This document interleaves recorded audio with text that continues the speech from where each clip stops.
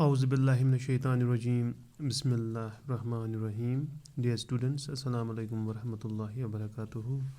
Once again, I welcome you to the chapter Number Systems, Class 9, subject Mathematics, and today's topic is question number 2 from exercise 1.6. Question number 2 says, find.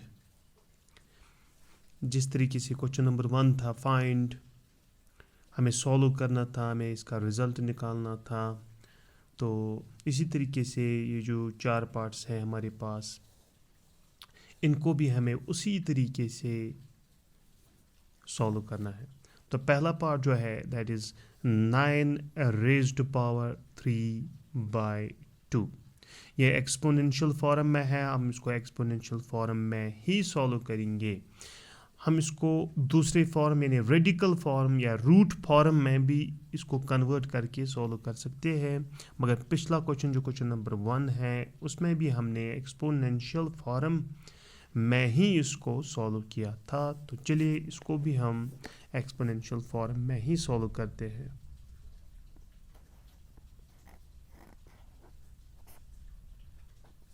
चलिए एक बार फिर इसको लिखते हैं। Solution में 9 है और है raised to power 3/2। 9 raised to power 3/2। तो ऐसा करते हैं, 9 के बदले हम लिखेंगे 3 × 3, क्योंकि अगर हम इसको फैक्टराइज करेंगे तो 3 3s are 9, ठीक है। तो होल रेज़्ड पावर है 3/2। तो यहाँ पे हमें क्या निकलता है 3 × 3। क्यों ना हम ऐसे लिखें 3 स्क्वायर। 3 × 3 का मतलब हुआ 3 square, bracket close, whole raised power 3/2, whole raised power 3/2। चलिए, क्या आपको लगता है कि हम कोई लॉ यहाँ पे इस्तेमाल कर सकते हैं? Yes, definitely. देखिए, अगर आप देखेंगे यहाँ पे है 3 रेज़्ड पावर 2, फिर है होल रेज़्ड पावर 3/2, यानी बेस को हम लेंगे x, फिर रेज़्ड पावर m, फिर होल रेज़्ड पावर n। जिस तरीके से यहाँ पे है, हम यहाँ पे मैं आपको दिखाता हूँ कौन सा रूल हम अप्लाई करने वाले हैं। x raised power m, bracket close, whole raised power n, बिल्कुल इसी शक्ल में है ये। x के बदले, बेस के बदले यहाँ पे 3 है, m के बदले यहाँ पे 2 है, और n के बदले यहाँ पे है 3/2। ओके, ये किसके बराबर होता है? ये बराबर होता है, बेस यहाँ पे x ही रखनी है और इनका मल्टीप्लाई होता है m × n। This is the third law of exponents. We are going to use this third law of exponents here. So we are getting 3, ठीक, raised to power 2 into 3/2. Okay, what do we get? We have applied the third law, so we are getting 2 into 3, that is raised to power 6 divided by 2, and we get 3। तो इन दोनों का cancellation होगा, 2 1s are 2, 2 3s are 6, 2 1s are 2, 2 3s are 6, that means 3/1, 3/1, that is 3, 3 raised to power 3। ये 3 बड़ा है, base बड़ा लिखना चाहिए और जो पावर है वो छोटा लिखना चाहिए।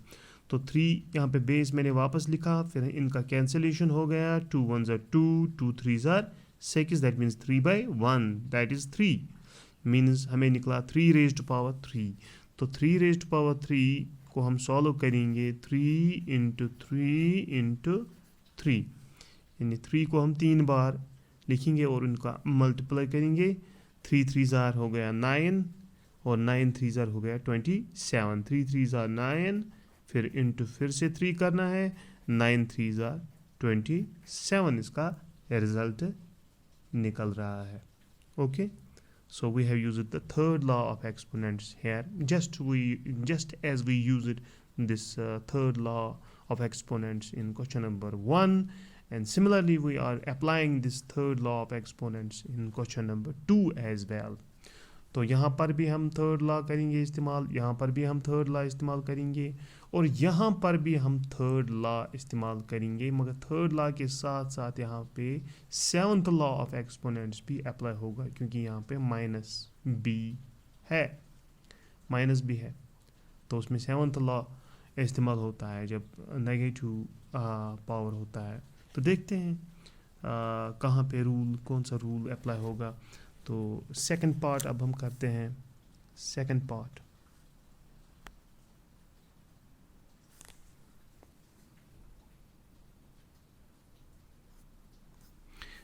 पार्ट हमारे पास है 32 raised to power 2/5।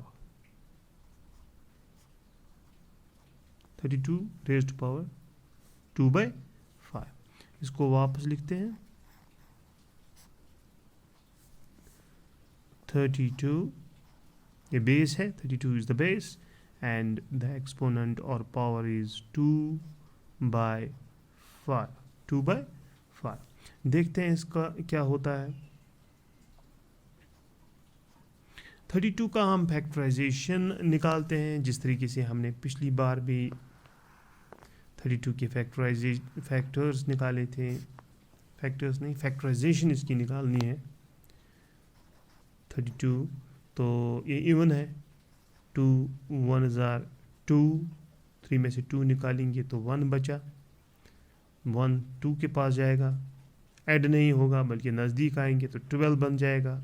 2 6 are 12, 2 8 are 16, 2 4 are 8 and 2 2 are 4. So we have got 1 2 3 4 5 2's.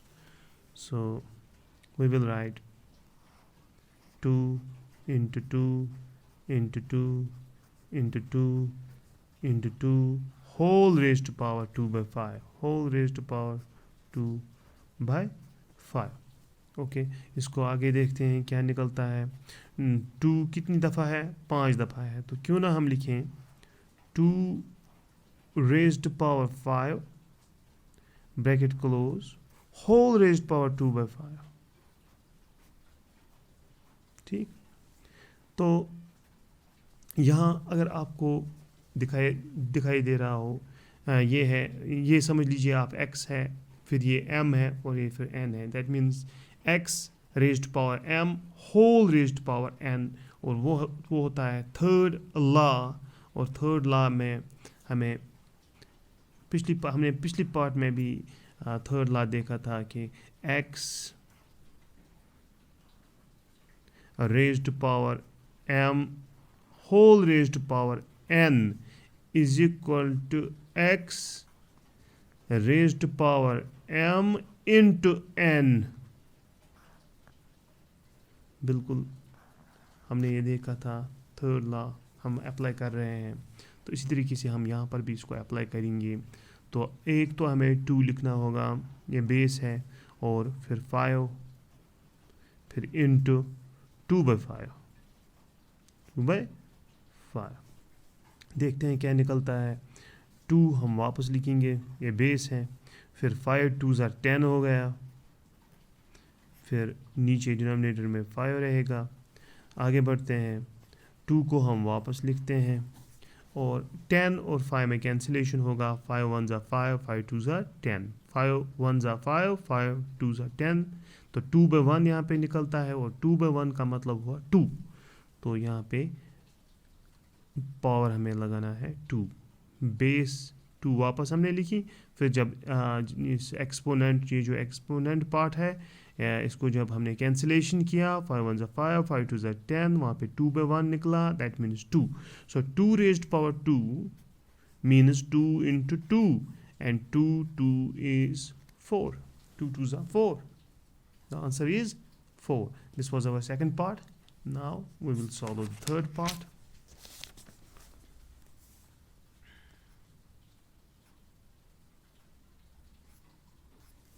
Third part हमारा है,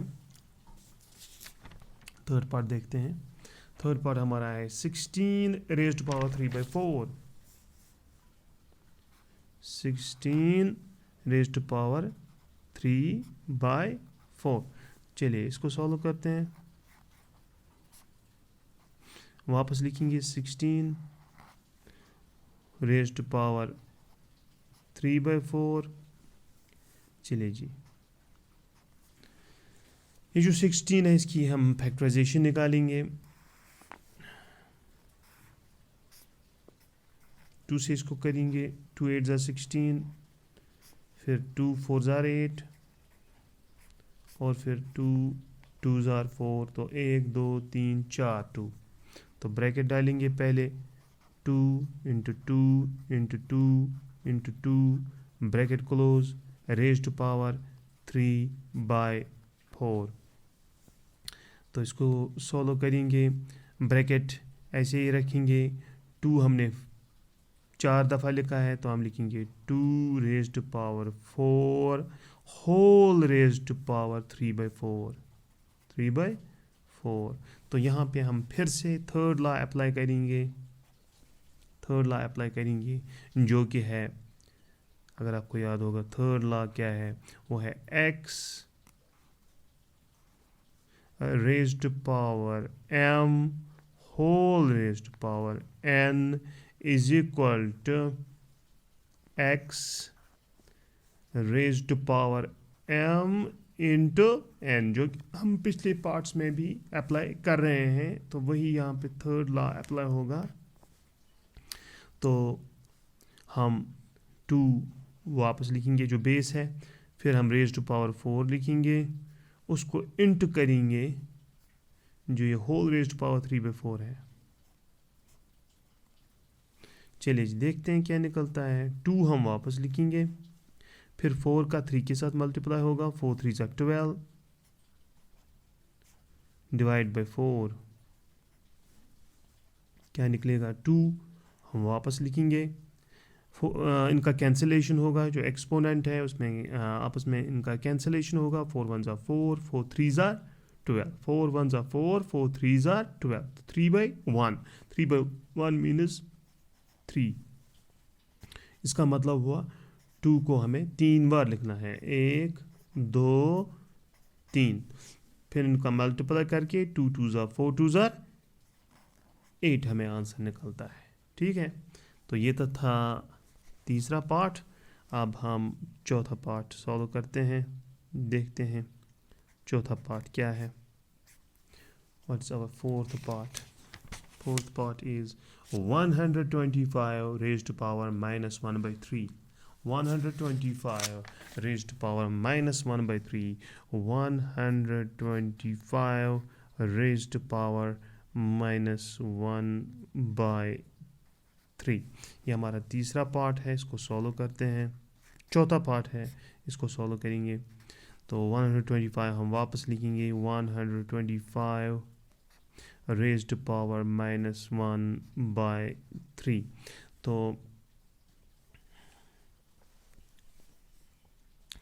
इज इक्वल टू 125 के फैक्टर्स निकालेंगे। अगर आपको याद होगा 5 इंटू 5 इंटू 5 हो गया 125, 5 5 25, 25 5 125।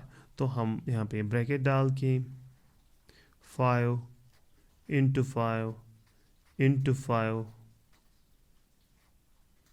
Bracket close minus 1 by 3। तो 5 इंटू 5 इंटू 5 हो गया 125। सो इसकी फैक्टराइजेशन है। तो आगे बढ़ते हैं, इसको हम लिख सकते हैं 5 को तीन, यहाँ पे 3 बार है तो 5 रेज टू पावर 3 होगा। फिर होल रेज टू पावर -1/3 है।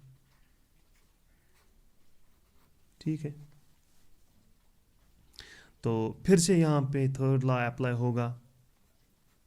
Third law of exponents apply होगा। अगर आपको याद होगा, थर्ड लॉ ऑफ एक्सपोनेंट्स हम पिछले 5 पार्ट्स में हमने अप्लाई किया है। तो वो है कि अगर आपके पास बेस x हो, फिर पावर m हो, यहाँ पे 3 है, फिर होल रेज्ड पावर एक और पावर हो यानी n, तो उसको आप बेस आप वापस लिखिए, फिर आप इन दो एक्सपोनेंट्स को, पावर्स को मल्टीप्लाई कीजिए m इंटू n। तो इसी तरीके से हम यहाँ पर भी ये रूल अप्लाई करेंगे, लॉ अप्लाई करेंगे। तो 5 हम वापस लिखेंगे, फिर 3 रेज टू पावर 3 होगा, फिर इंटू होगा, फिर -1/3 -1/3। ठीक है, इसको हम यहाँ पे ब्रैकेट में रखेंगे, ये -1/3 है। Okay, that gives the result as 5। ठीक, 3 इंटू -1 हो गया -3, डिवाइड बाई, यहाँ पे डिनोमिनेटर में भी 3 बचा है, तो वो निकलता है हमें 5। 3 और 3 कैंसिल हो जाएंगे, 3 1 ज़ा 3, 3 1 ज़ा 3, तो यहाँ पे -1/1 निकलता है, दैट मीन्स -1। और यहाँ पे अब 7th लॉ अप्लाई होगा। आपने देखा होगा 7th लॉ में हमने क्या किया था। 7th लॉ है, अगर आपके पास कोई बेस है और उसके ऊपर -1 पावर है, -1 पावर है, तो उसे आप ऐसा कीजिए, ये माइनस हटाने के लिए आपको ये जो बेस है इसका रेसिप्रोकल लिखना होगा। तो यहाँ पे x है तो इसका रेसिप्रोकल आएगा 1/x। ठीक है, तो ये पावर, ये जो नेगेटिव है ये ख़त्म हो जाएगा। तो नेगेटिव कैसे ख़त्म होगा, जब हम इस x को x का रेसिप्रोकल बनाएंगे, यानी 1/x। और यहाँ पर हमारे पास है -1 पावर, तो x के बदले हमें यहाँ पे 5 है, तो 5 का रेसिप्रोकल बनाना होगा। माइनस को हटाने के लिए 5 का रेसिप्रोकल बनाना होगा, दैट मीन्स 1/5।